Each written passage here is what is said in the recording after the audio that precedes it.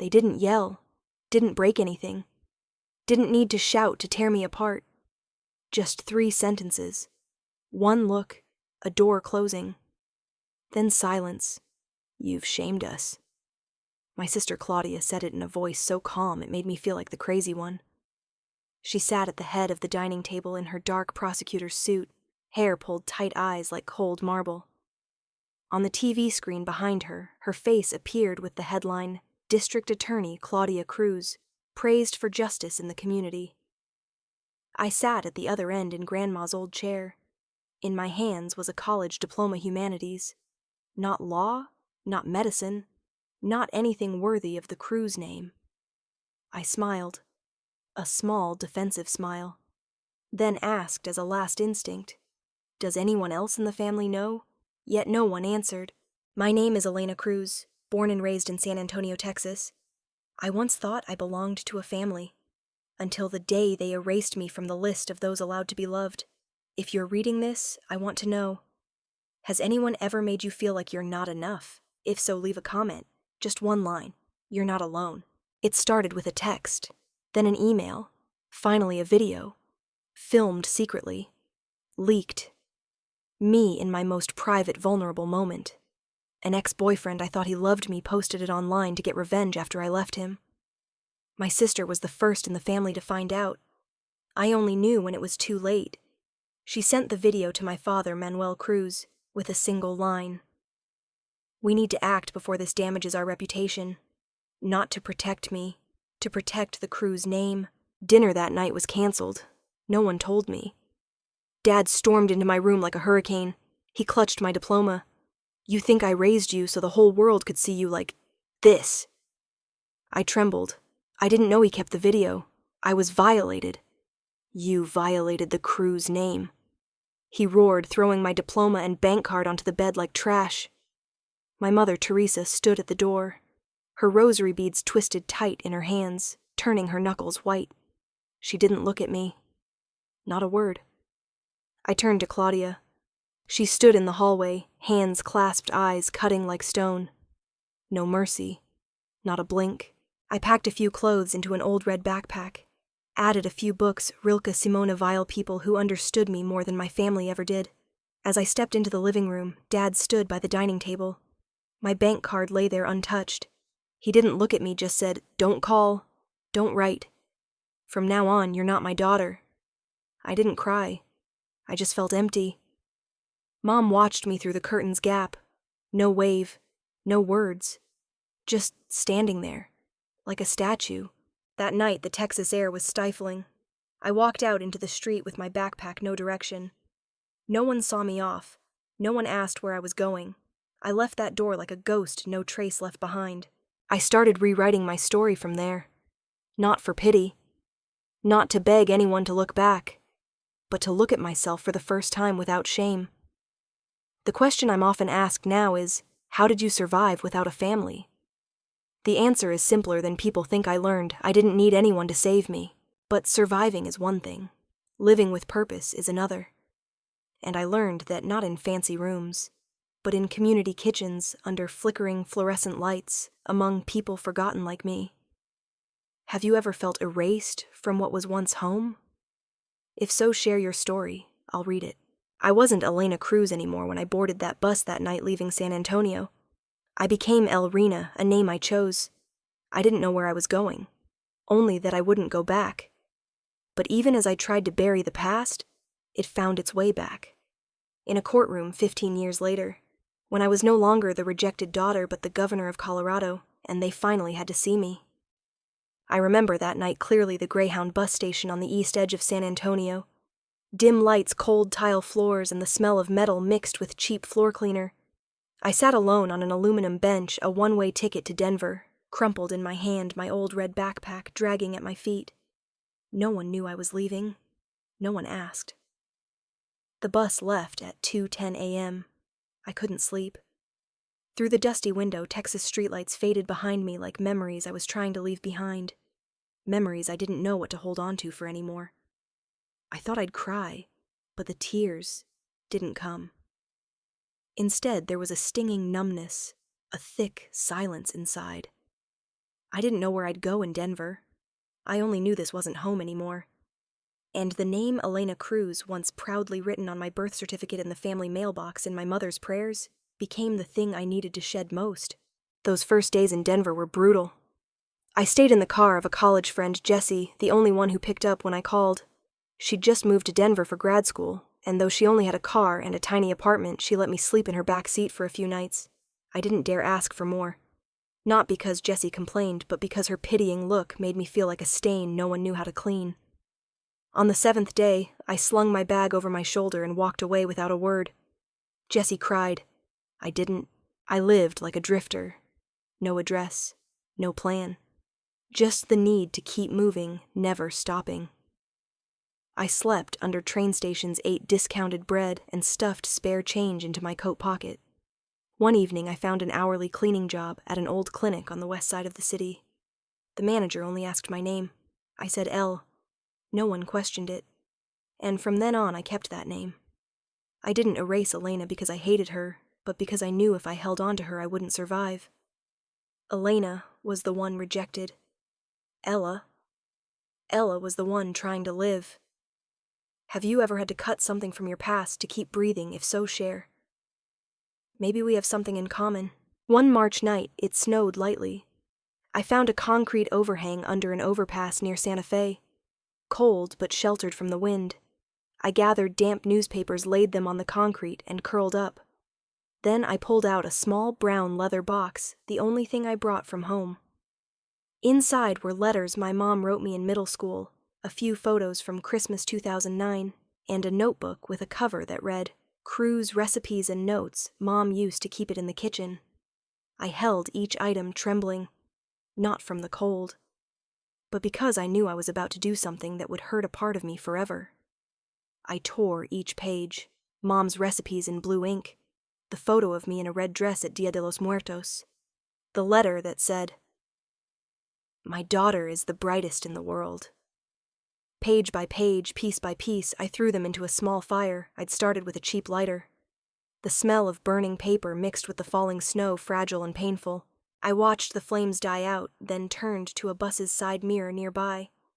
I saw my face, haggard hair, matted eyes, sunken, but also something unafraid.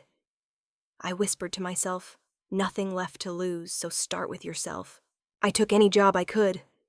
Dishwashing, floor cleaning, nighttime data entry in a small office with nameless desks. I ate instant noodles, drank leftover coffee, and learned to read people's expressions to avoid getting fired. But in all that exhaustion, one thing kept me going. I was alive. No one helped. No one watched over me. And each day I survived another stretch of the road. I wasn't a hero. I was just a girl with no other choice but to keep living. I rented a tiny room, a box with a window, and a rusty gas stove. To me, it was a palace. Every night I wrote. In code, the kind I used to play with as a kid. Now it was the only way I dared tell the truth without fear of being understood. I taped a painting I made to the wall, a girl standing in a blizzard. No umbrella, no coat, but eyes looking forward. I called it Begin Again. One night, I sat by the window watching Denver's hazy lights and thought, my family taught me that, to be loved, I had to be perfect. But the world didn't need me to be perfect to live. It just needed me to show up. And from there, I began rebuilding myself. Have you ever rebuilt yourself? Tell me. Don't let your story be forgotten. I lived as Ella Reina for 2 years after that. No one knew I was Elena Cruz. No one needed to. I learned to walk without looking back, but no matter how hard I tried, some shadows refused to stay buried. And then one night at the clinic where I worked a cleaning shift, I'd face a choice: step in or stay silent. And that time I wouldn't choose silence. Sus.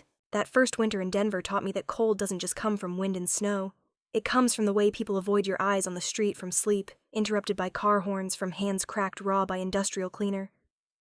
I lived in a rented room on the 3rd floor of a creaky old building. The wooden stairs groaned with every step. Peeling walls. A heater that whined every night like it was struggling to breathe. But I had a key. A lock. A window overlooking a snow-filled alley. And that, to me, was home. I worked 3 jobs a day, From 6 a.m. to noon, I served at a small diner off Colfax. The smell of fryer grease clung to my coat. Customers ordered black coffee in gruff voices and never remembered my name. I didn't expect them to. Afternoons, I cleaned a medical clinic, wiping down exam tables, disinfecting floors, emptying biohazard bins. I avoided the doctor's eyes not out of fear, but because I knew if I showed exhaustion, they'd replace me with someone stronger. My third shift was nighttime data entry for a logistics company, remote. No one knew who I was. They only knew I submitted files on time and never made mistakes. Every morning I came home as the city slept, the smell of fresh snow mixed with leaking chimney smoke. I loved that time most. No one asked who I was. No one needed to know. I started writing again. But not like before. I used code. A private script I'd invented as a kid, only I could read it. I wrote in a gray notebook, recording each day feelings, memories, things I didn't dare name. Writing in code let me tell the truth without fear. I wrote about Mom's eyes the day I walked out the door. About Claudia, her stone-cold words thrown at me. About a dream where I came home, sat in the small kitchen eating chicken soup, and no one looked at me like a stain. Have you ever written something you didn't dare say out loud, written for yourself, not for anyone else? If so, leave the word right in the comments. I know you understand. I painted too. No canvas, no brushes. I used an old toothbrush and discount acrylics. I painted on cardboard pizza box lids anything that could hold color. One night after a 14-hour shift, I painted a silhouette of someone collapsing, hunched back hands clutching their chest. I called it Collapse. No one saw it but me. I taped it behind the curtain, because I didn't need anyone to see it, to know I existed. Some nights I thought of Mom. I wondered if she still kept the painting I made at 12 Our House, with 4 people by an orange tree. I wondered if she ever dreamed of me, if she ever Googled my name like I almost did hers. I once typed Teresa Cruz San Antonio into a search bar, but I didn't hit enter. I was afraid that if I found out she was fine, still going to church, still baking like before, I'd know I'd truly been replaced. The worst fear isn't being forgotten. It's knowing they're better off without you. Another night I heard kids laughing from the apartment next door. Someone was throwing a birthday party. Balloons bumped against the wall. Music played joyfully. I wondered if I had a child, would I be a mother who could hug her kid through their mistakes?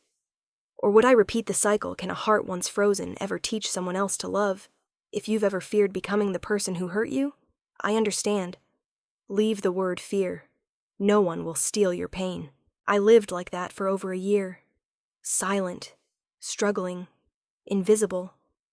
But in that invisibility, I found something no one had ever given me the right to decide for myself. I didn't need to be perfect to eat. Didn't need to be flawless to have a place to sleep. I lived, and to me that was a kind of victory, the kind of... One early spring evening, as the snow began to melt and the smell of wet earth returned to the streets, I was called to clean a new emergency wing at a community clinic. While mopping the hallway, I heard soft crying. A Hispanic woman, clutching a small child, was being pressured by an immigration officer to sign something. Firma aquí. Ya está procesado. Solo firma. I froze.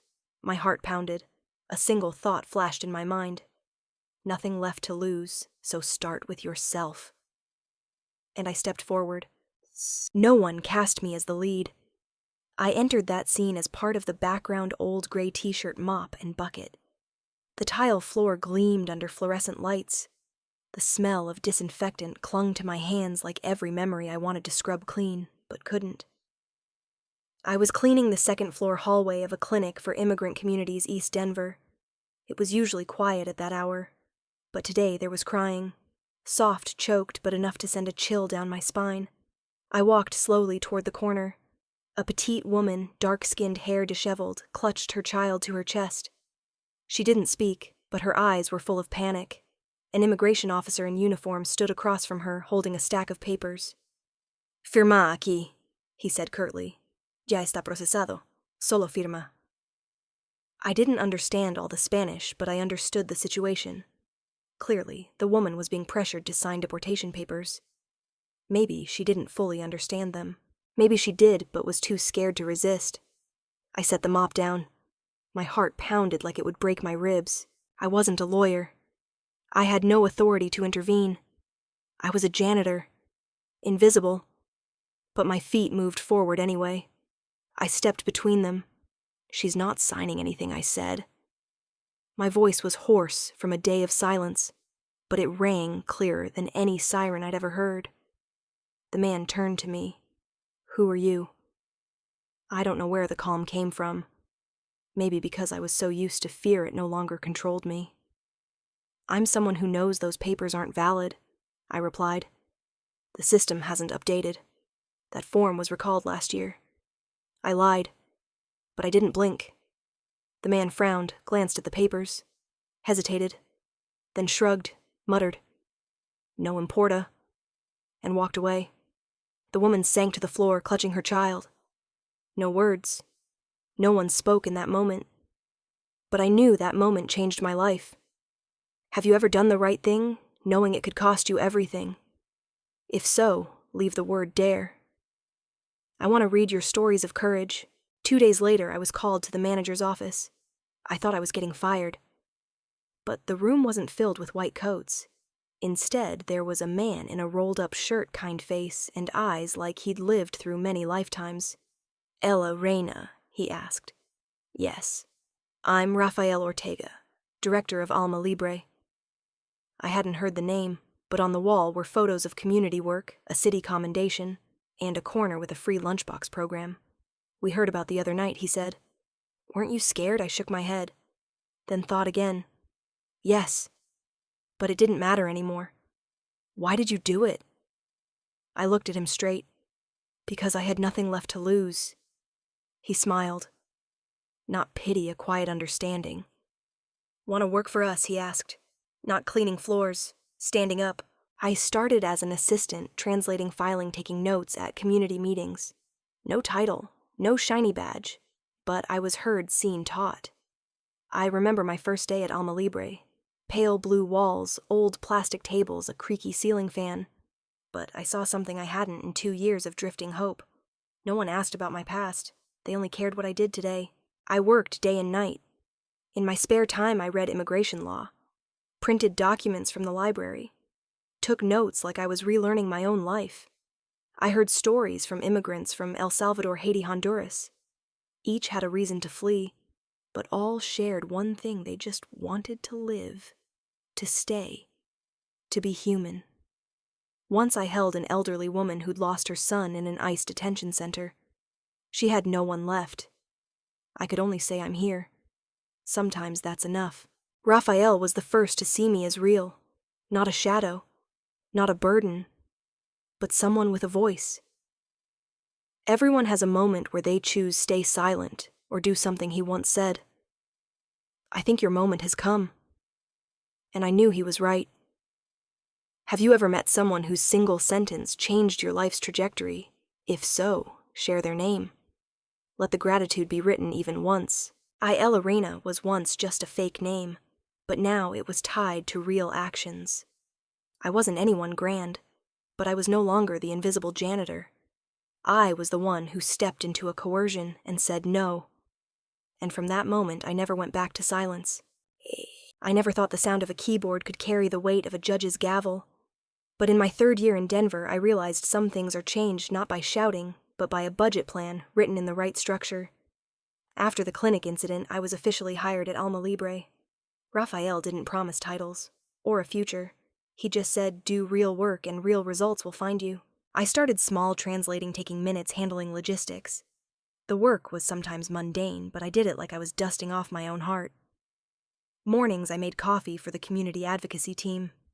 Noon, I took notes in meetings with lawyers and social workers. Evenings, I stayed late, printing documents, typing minutes, quietly learning their phrases. No one taught me. I taught myself. I bought used books from thrift stores, basic immigration law, nonprofit finance, negotiation skills and policy. I studied late at night when the city was quiet, when I wasn't called by my past. Once I sat outside a district policy meeting hall. I wasn't allowed in, no delegate badge, but the door wasn't fully closed, and I listened to how they spoke, how they shifted from illegal immigrants to undocumented residents, how they asked questions not for answers but to control the narrative. I wrote it all down, in code. then translated it into action. I didn't tell anyone I'd slept in a car, been kicked out of my family. I just signed my name Ella Reina. I didn't hide, but I didn't explain. No one asked, and I didn't bring it up. We have the right to keep unhealed wounds private, don't we? If you've hidden a part of yourself to survive, leave the word keep. I know that feeling. A year later, I was tasked with writing my first grant proposal, a small project funding for a legal education program for immigrant youth. I stayed up 3 nights to perfect the draft, printed it, marked it up, edited every line. When Raphael read it, he only said, "You write like you've lived through all of this." I just nodded. The project was approved. I started doing more designing programs, budgeting, scheduling trainings. I learned to call city departments, learned to wear a thrift store blazer but tailor it so I wasn't dismissed. I walked into city buildings not to ask permission, but to propose, even if no one remembered my face. At a meeting between community organizations and city council reps, Raphael called me to speak in his place. I stood before a long row of chairs, a flag behind me, a stenographer below. My hands were cold, but my voice didn't waver. We don't represent the weak. We represent those whose voices were taken. And if the law is a voice, we're here to translate it into life. The room went silent, and I knew I'd stepped into a different world. Weeks later, I got an email from Denver's immigration office. They invited me to join the Immigration Policy Advisory Council as a community representative. No one asked for credentials or a resume. They just said, "We want you because you understand." I didn't cry, but I stood in front of a mirror for a long time looking at the woman there. No longer the floor cleaner, no longer the rejected daughter, but someone changing something real. Have you ever had a moment when your quiet work was suddenly seen? If so, share it. Even one sentence. Let the light find you. I still lived in that old tiny room, still painted with a toothbrush when tired. But when someone called Ms. Rena, I looked up unafraid. I didn't carry my real surname, but I did real things. And in a world of papers, power, and laws, that was what mattered most. Some days were so exhausting I forgot why I started. I had one of those days. I sat in Alma Libre's office lights, off in the other rooms. On my desk, unread documents, 3 cold coffees, and an urgent email from immigration services that nearly derailed our morning meeting. I slumped over, eyes dry, too tired to cry, just wanting everything to quiet down for a moment. And then I saw it. A small beige envelope, no postmark, no title, just handwritten. To Ms. Rena, in slanted purple ink like a schoolgirl's writing. I opened it. Inside was a folded sheet round handwriting. "My name is Luz Maria. I'm 14. You don't remember me, but my family does. You're the one who got my mom out of ICE 2 years ago. You didn't ask our names, but my mom says that day was my second birth. Now I go to school, speak better English. I want to study law, not to have power, but to be right, like you." I stopped reading there. My hands shook lightly enough to nearly tear the paper. I leaned back, head tilted against the chair. The ceiling was silent. Streetlights filtered through thin curtains, casting stripes on the wall. I never knew that family's name. That day, I'd only stepped in to translate for a volunteer lawyer. Her mom was released after over a week in detention, and I went back to cleaning floors. But someone remembered. And not just remembered, they wrote it down with gratitude. I folded the letter, pressed it into my notebook where I still wrote my private code. No one else needed to know, but I needed to keep it. Like a new root sprouting from a part I thought was dead. Have you ever been reminded by a stranger that you still have value? If so, leave I remember. I'll quietly read each comment like I read that letter. That night I went back to my small apartment, same old walls, same old paintings. But I had a ritual, lighting a candle before an old family photo. A Christmas snapshot from long ago. I'd scratched my face out of it with a coin. Not because I hated myself, but because I once believed I didn't belong there. Now I wasn't so sure. But I still lit the candle. Every night. A ritual for no one but me. I placed Luz's letter under the candle. Not to burn, but to illuminate. I whispered, "Kid, you don't know it, but you just saved me right when I was forgetting why I kept going." The next day, I told Raphael about the letter. He didn't say anything, just slid another paper toward me. This is the nomination list for the State Immigration Policy Council. You're on it. I approved your name. I saw my name, Ella Reina, among people with degrees titles and big organizations. I asked, do they know who I am? You're the one who did the work they wouldn't dare, he said. They don't need to know more. Have you ever thought your life left no mark? I did. But it turns out some footsteps don't make a sound, but still lead others the right way. If you've ever guided someone without them knowing your name, leave the word footprint. That's how we know each other. That night, I opened my coded diary. I wrote, you don't need power to do right. Just don't forget what right is. The words were a promise written plainly for the first time, no code, no hiding. I don't know where Luz Maria is now, but I believe if she dared write to a stranger, she'll go far. Maybe one day she'll stand in a state house speaking to a crowd. Maybe she'll help those weaker than her. And if that day comes, I don't need to be named. I just hope when she speaks, someone in the crowd feels safe like I did reading her letter. I didn't come to be seen. I came to remind them I still existed. News about Claudia broke one September morning. Local TV ran the story. Former Travis County DA investigated for evidence tampering in immigration case. Her name was read hesitantly, but it couldn't be avoided. I hadn't spoken that name in nearly a decade. But that morning it rang in me like an old note in a new song, Claudia Cruz. I was in the Colorado governor's office when my phone buzzed nonstop. My assistant asked if we should respond to the press. The media was digging into our family ties. They weren't sure, but they suspected.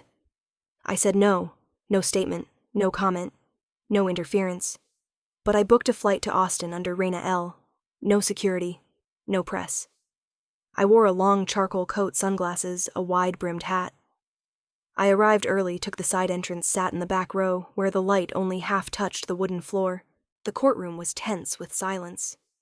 Claudia sat at the defendant's table, hair pulled high posture, unchanged. She still wore the navy suit Dad once called Cruz style. Beside her was her lawyer, and behind her, my parents, Manuel and Teresa. I never thought I'd see them again. But when my eyes caught Mom's figure thinner than before, clutching her rosary in silence, my heart sank. The trial began. Evidence was presented. Lawyers argued. I sat still, unmoving. Then a voice rang out. Female authoritative sharp. Judge Audrey Jameson. I'd met her once at a national governor's conference. She was the woman who made a senator bow with a single sentence. As her eyes swept the room, they stopped on me. A moment. Then they narrowed. Her hand paused mid-air, her voice lowered. Excuse me. Is that Governor Elena Cruz? I didn't react, didn't nod, didn't stand. But the silence shattered like cracking glass. Claudia turned. Her eyes widened. Her face paled. Her back straightened, but her hands shook. Dad leaned forward, trying to see. Mom gripped her chair, lips moving like a prayer. Everyone in the courtroom turned. Cameras raised. A reporter whispered into a mic. I didn't move. I was just there. And my presence shook the entire room. I didn't smile. Didn't cry. I didn't come to prove strength.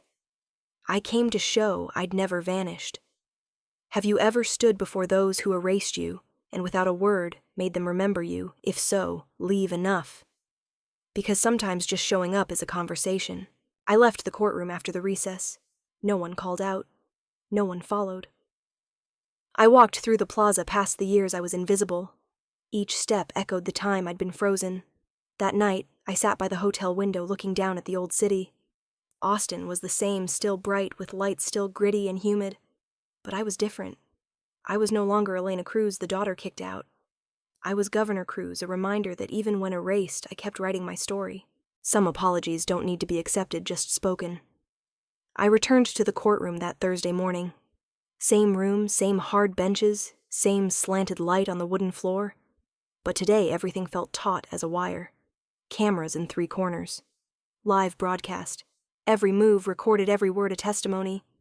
I took my old spot back row in the shadows. Maybe because I was used to it, or because I wanted to see them clearly when they turned away. Claudia entered at 9 sharp. No heavy makeup like the early days. No earrings, no perfume.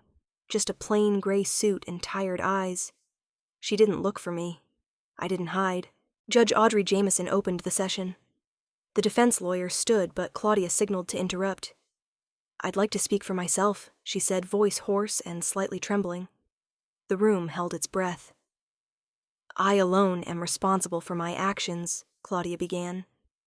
"In 2019, in a case involving Maria Castillo, a Honduran immigrant mother, I deliberately ignored exculpatory evidence to protect my office's record. I didn't blink, just looked straight ahead. She lost custody of her child, was detained for over 80 days, and nearly deported." Claudia's voice softened but stayed clear like someone used to speaking publicly. "I'm not asking forgiveness for myself. I only ask the court to consider leniency for Ms. Castillo.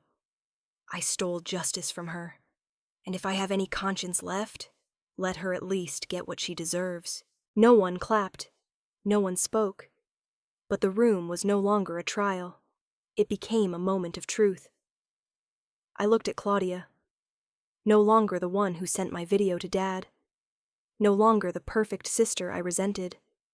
Just a woman standing on the pedestal that once raised her, now waiting for it to collapse beneath her. I didn't forgive. But in that moment, I saw something I thought Claudia had forgotten how to do. My sister had learned to bow. After the hearing, I didn't leave right away. I stood outside the courtroom, waiting for the crowd to disperse. Claudia walked out, her eyes meeting mine. No words, just a slight nod, like two warriors from opposing sides now seeing each other not with hatred, but acknowledgement. "Thank you for coming," she said softly. I didn't reply, but I didn't turn away. That evening I sat in the governor's office, soft light falling on my desk. I opened my notebook, tucking in a clipped article. "Claudia Cruz seeks leniency for immigrant victim confession shocks legal community." Not to keep as a memento, but to remind myself no one is beyond change. What do you think of Claudia's actions? Can an apology soothe a wound? If you've ever forgiven or been forgiven, leave nod. To remind us sometimes grace isn't forgetting, but seeing someone try to be better. I thought of Ms. Castillo, the mother wrongly convicted. I remembered Luz Maria's voice in that letter years ago. "You don't need power to do right." I was different. I had power. And next time I'd use it, not just to witness. Not every invitation to return is out of love. Sometimes it's just another way to control you with sweet words instead of cold looks. I went back to the San Antonio house one Friday evening. August wind burned my face, but my heart was cold as stone. Claudia texted, "Mom wants you over for dinner, just one meal to start over." I didn't reply, but I showed up not to reconcile, but to see if they'd changed, or just learned to speak softly. The house hadn't changed much. Freshly painted door, a few new potted plants on the porch. The familiar smell of food wafted from the kitchen to the living room. Teresa, my mother, greeted me with a trembling smile and watery eyes. "Elena." She called my name like she feared it would vanish. I nodded slightly. "I'm here." My father, Roberto Cruz, still carried his rigid posture, but his shirt was ironed crisp, like he was preparing for a meeting, not dinner. Claudia sat at the end of the table, eyes avoiding mine, her smile fleeting. Dinner began with unnecessary words. "You've really grown," Dad said. "Your speeches. Very persuasive." Mom served me food as if it could stand in for years of silence. Claudia chimed in. "Your immigration reform campaign is watched nationwide. We're so proud." I ate slowly, not hungry but needing time to listen. No one mentioned the road I'd traveled. No one asked, "How did you survive that first night at the bus station? Who let you sleep over? Did you ever go hungry enough to drink water to stave it off?" Just compliments like makeup over the scars they'd drawn on me. "We're a family," Mom said softly as if afraid to wake a demon. "No matter what, blood is blood." I set my spoon down. That phrase once made me feel guilty, now it just made me sad. Claudia looked up. "Elena, if you could maybe say something to help me with the federal office. Not defend me, just soften things a bit." Her voice shook. No longer the commanding prosecutor, just someone facing loss of freedom. I looked straight at her. If I weren't the governor, would you still remember I'm your sister? Mom looked up. Dad frowned. The table fell silent. Child, Dad spoke your career. It's gone far. But don't forget where you came from. I smiled faintly. Those roots locked me out, threw my diploma down like an overdue bill. I stood. The chair scraped harshly. I kept the Cruz name as a reminder. But I built this life without you. No one stopped me as I walked away. No pleas. No calls. On the way out of that house, I thought people talk about reunions as warm endings. But sometimes knowing when to leave is what keeps you whole. Have you ever returned to a place that hurt you? Do you think someone truly changed or just their words? If you've walked away from a dinner like that, leave walk away. Because sometimes growing up isn't forgiving. It's knowing your own limits. I pulled out my phone on the sidewalk. A message waited. I know he's digging into your sister's file. Be careful. No signature, but I knew. It seemed dinner was just the prelude. I don't remember exactly what it felt like to be humiliated online the first time. Maybe shock, maybe trembling. But when that old video resurfaced with headlines screaming, Colorado Governor's College Scandal Video, I felt nothing. No sting, no anger, just a quiet void. Some things you live with so long that when they return you have no reaction left. That morning I arrived at the office earlier than usual. My secretary Kayla walked in face tense like she might cry. The video, it's spreading fast. And there's emails, old diaries of yours leaked too. It seems someone's trying to... I know who. I didn't need to say the name. Faces from that dinner flashed clearly. Smiles, forced glances, hidden schemes they thought I wouldn't see.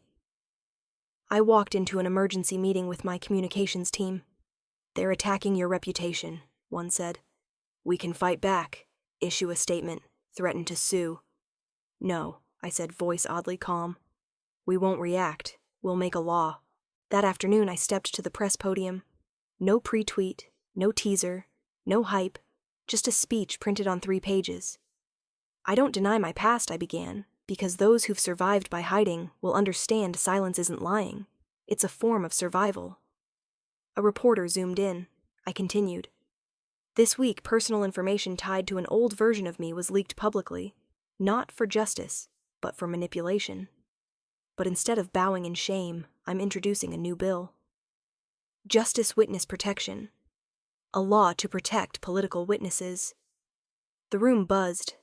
My advisor nodded from a far face, both stunned and relieved.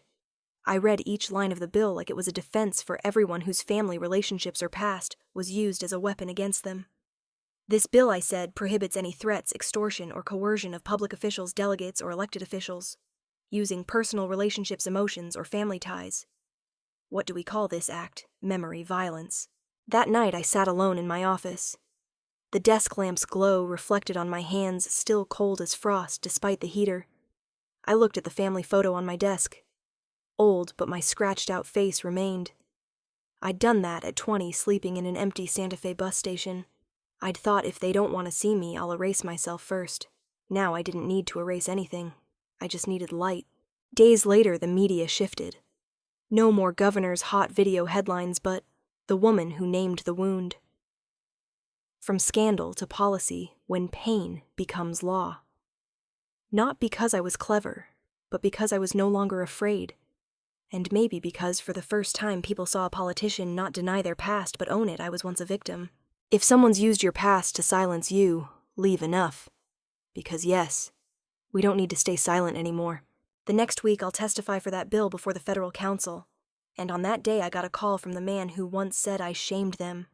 We need to talk, my father said, voice as hard and cold as when he kicked me out. I sighed, not from fear, but knowing the final battle wasn't in a courtroom. It was between me and the name I never abandoned, but was never truly allowed to keep. Not everyone comes to be forgiven. Some just want to be seen one last time as the human they forgot. Claudia came to my office one late afternoon. I don't know who let her in, but when I opened the door there, she was white shirt, unironed hair, loose eyes drained of strength. This wasn't a visit to demand. It was to end. Busy, I didn't answer. I set my tea down and pointed to the chair across. Claudia sat slowly. No longer the daunting prosecutor who made people tremble, just a sister who'd won too many battles by losing herself. "I'm not here to ask for anything," she said, eyes avoiding mine. "I know you can't save me, and you shouldn't."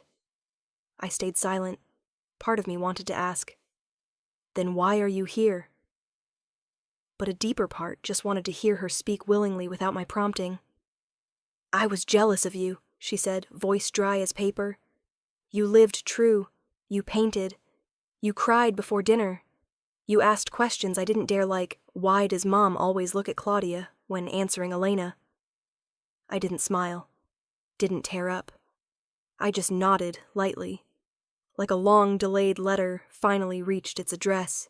"Then I forgot you were a real person," she continued. "I turned you into a burden, a risk. And when the chance came, that video, I chose silence. Not because I hated you, but because I chose myself." I touched the rim of my tea, the warmth fading. My voice didn't shake. "You didn't destroy me. You just forgot me. And now I can't be forgotten anymore." Claudia let out a small sob. Not a wail, just a choked sound like a tiny bone caught in her throat. For the first time, she didn't brace to keep up appearances. "You've lived well, Elena," she said in a way I couldn't imagine. I nodded. I didn't need to prove more. I'd walked through every version of myself, from the child in a room without graduation cheers to the woman making laws from old wounds. We sat in silence for a few minutes. No background music, no cameras. Just two people who'd traveled far from their starting point and knew they'd never return. "I'm sorry," Claudia whispered. "Not to be forgiven. Just because I never said it. I didn't say I forgive you, because forgiveness isn't a prize for remorse. It's a grace, and I didn't have it yet." I stood, walked behind my desk, and pulled out a small painting I'd done, a person alone in a desert. Their shadow stretching long, no clear face, no clear destination. I set it before her. "It's called The Witness," I said, "because sometimes we don't need forgiveness. We just need someone to see us trying to fix ourselves." She nodded, then stood. No hug, no pat on the shoulder. Just a look, not contempt, not pleading, but acknowledgement. "If you've stood before someone who hurt you, unsure if you should forgive, leave, I choose to live well first." Because sometimes that's the strongest answer. When the door closed, I returned to my desk. A new message. "The verdict comes tomorrow morning." I didn't go to court. I didn't need to see an ending. I had my own. I just looked out the window, city lights reflecting on my desk, and I knew the only thing I needed to carry wasn't an apology. It was the quiet of someone who no longer waited to be seen, only to become impossible to ignore. There's a kind of pain not in memory, but in no one remembering you existed. 6 months after the Justice Witness Protection Bill passed, I stepped onto the stage at the Family and Justice Reform Conference. No dazzling spotlights, no opening orchestra. Just a large room warmed by the gazes of those once deemed invisible people who knew justice isn't always a courtroom, but someone believing them even once. I wore a gray coat, a single triangle pin, the symbol of the Public Kinship Act, I was about to announce. No one clapped wildly when I walked out. They just went still, as if no one wanted to break a moment being preserved. In the front row, my mother sat. Simple olive dress, thin hands clutching her skirt. She didn't look at me directly, but tears blurred her glasses. Behind her, Dad stood rigid back like he was still in uniform. But his eyes, those of a man too tired to argue with truth. Claudia wasn't there. I didn't expect her. Everyone has a limit to how much light they can bear. I stood at the mic. My voice didn't need to be loud or firm. Just real, I was erased from my family. Not by a court order, but by silence. Once, then again, until my existence was just a blank spot in a framed photo. I paused, looked down. Faces nameless trembled, not from cold, but from hearing themselves in another's voice. "I'm not here to recount wounds," I said. "I'm here to name them. Because wounds left unnamed become traditions." I announced the law. The Public Kinship Act, Mushui. A law allowing any public servant, official, or worker to disclose family ties that could cause conflicts of interest without fear of threats, retaliation, or being labeled disloyal. We've protected whistleblowers exposing colleagues, I said. It's time to protect them when the ones to expose are parent siblings. The hall was silent as a church without bells. Mom sobbed openly, no longer hiding. Dad didn't move, but his eyes were red. I didn't know what they thought. I didn't need to.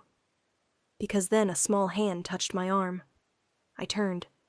Luz Maria. The Guatemalan girl I'd helped at the clinic, now tall as my shoulder. She wore a white shirt, a badge, first-year law student, University of Colorado. She smiled, eyes sparkling. May I say a few words? I stepped back, gave her the mic. The girl, now a young woman, took a deep breath, then spoke that day when the world thought my family shouldn't be here. You stepped in not for money, not for fame, just because it was right. You didn't know, but that's when I started dreaming of being a lawyer. She paused, turned to me, because I realized doing right doesn't need power. But having power and still doing right, that's what I want to be. I looked away, not to hide tears, but to conceal gratitude that my pain, however deep, had seeded someone else's bloom. Ms. Elena Luce added, You may not need a family, but you've become family to so many. The hall stood, no clapping, just standing as if collectively acknowledging some don't need to be celebrated, they just need to be extended. If you've ever felt forgotten by family or become their shame leave, I'm still here, and I won't be silent anymore, because sometimes living right is enough for someone else to stand. That night I sat alone in my office. No guards, no spotlights. Before me was the old family photo, my face still scratched out. I didn't replace it. I kept it as a reminder I didn't need to return, to move forward. Next to it was a new frame, Luz Maria, at her college orientation. I taped her 9th grade letter beside it, each scrawled word steady as fate. I smiled. No need for perfect memories. Just a present where someone didn't have to endure the loneliness I did. I turned off the light, walked out. April's breeze was cool. I didn't carry a legacy. I created one by living, not by being recognized. Some stories don't end in forgiveness, but in choosing to live on kind and steady. My story isn't to blame or cling to an old family. It's to remind those silenced, erased hurt by those they called kin. You're not alone. I don't tell it for pity. I tell it so you know you can start again. You can make new laws, new trust, a new family, not by blood, but by choice. Grace isn't erasing wrongs. It's daring to see someone try to be better and not stopping them. If you've felt forgotten, leave a comment. Share where you stand on your journey. And if this story touches you, follow along. Because I believe from the shattered pieces we thought were alone, we can build something stronger together.